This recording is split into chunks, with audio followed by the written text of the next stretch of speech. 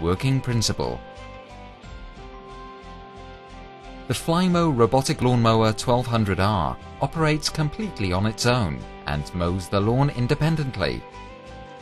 When required, it automatically returns to the charging station.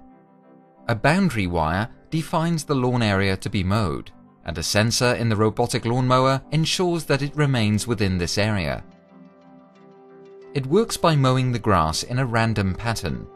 Daily mowing and mulching guarantee a perfect lawn.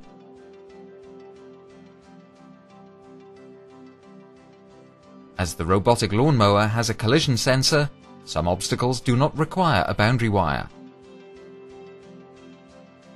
The Flymo 1200R tackles inclines up to 25% and also mows during rain.